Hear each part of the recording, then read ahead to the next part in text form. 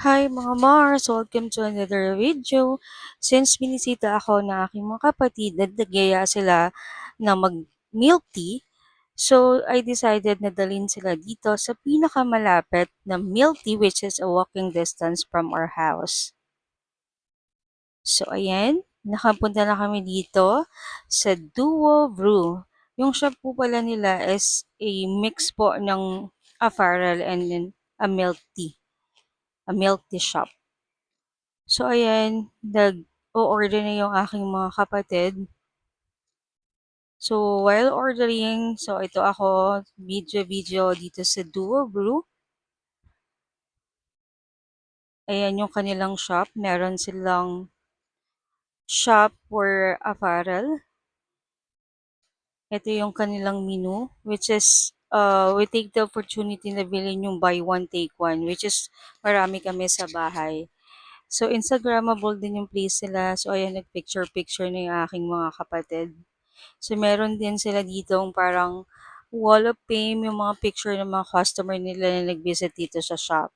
And then, meron din silang mga toys na pwede mong gamitin at the same time while you are waiting for your order.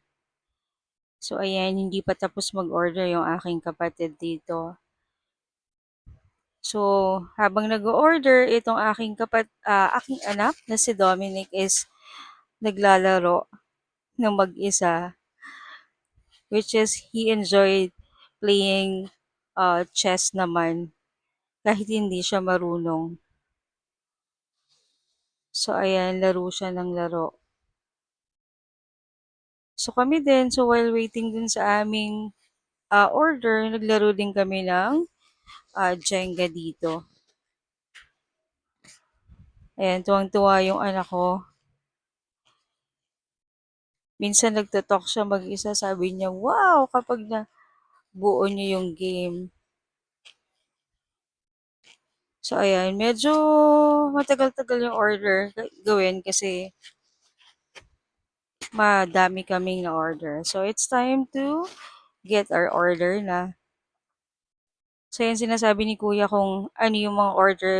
Nasabi ng sister ko kung walang pangalan. Sabi ni kuya meron daw pangalan which is nasa taas naman siya.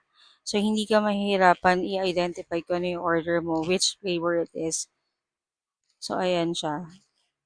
So, we ordered na yung buy one take one which is 6 and additional 1 pa a total of 13 pieces ng milk tea.